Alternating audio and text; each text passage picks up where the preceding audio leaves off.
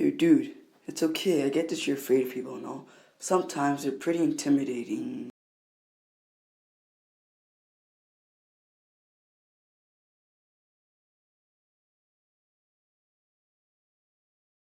Wait a minute.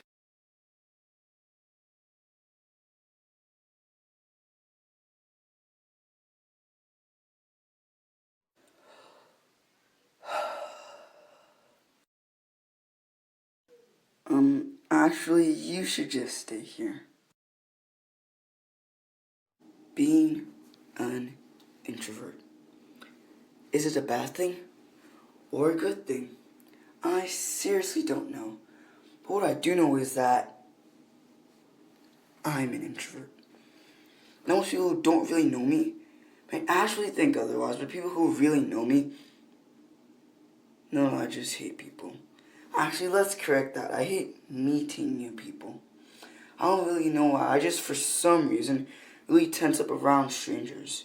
I know it's bad to refer to other people like that, but really, we're all strangers, so yeah, I guess. You want to know the strangest thing ever? Well, for me, anyways. Most of the people I know and meet and associate with on a daily basis are actually just like me. They're introverts too. Even the ones who I thought were extroverts don't like associating with people as much as I thought they would.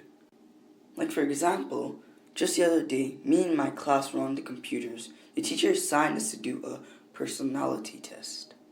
When I finished the personality test, the screen showed me the letters INTJ, which actually stand for introvert, initiative, thinking, and judging. Well, I knew I was all of those things, duh, but here's the twist. Most of the people who were my friends and who I actually thought were extroverts were actually introverts. Like, at least 70% of my class were introverts, which was something I definitely was not expecting. But here's the problem. Not only am I an introvert, but I'm also really insecure. Before, I used to think that I was known for every skinny adolescent teenage boy to lack confidence, but sadly, that's not exactly the case. And that's why I love YouTube so much. Actually, being an animator specifically, I get to hide behind this fictional cartoon character with weird hair and pretend it's me. I don't have to show my real face to the internet.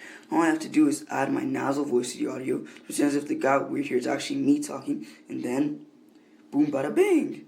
Ta-da! Totally foolproof. Trust me, it's the best.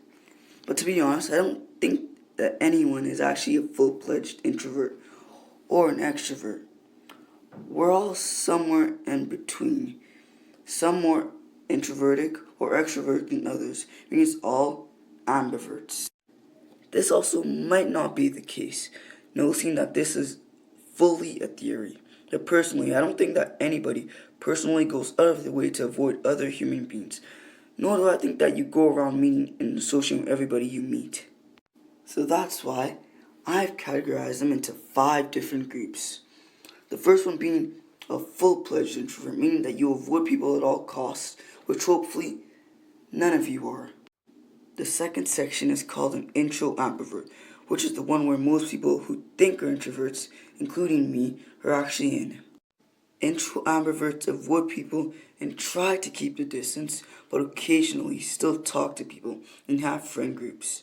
They don't like being at the center of attention, but won't go ballistic if they're forced to. Now the third one is just an ordinary ambivert. They don't avoid people, but they also aren't that comfortable being the target or in front of the crowd. They associate with people on a normal basis, making them possess the attributes of both an introvert and an extrovert. And the next one is called an extro ambivert. And I'm hoping you can guess what that is. You're an ambivert, but you're more on the extroverty side, if that makes any sense. And the last one is just a full-fledged extrovert, which again, I'm hoping that none of you are. Now look, I know that being an extrovert isn't necessarily a bad thing. But if you're underage and you don't apply the stranger danger technique, well then, you know what happens next.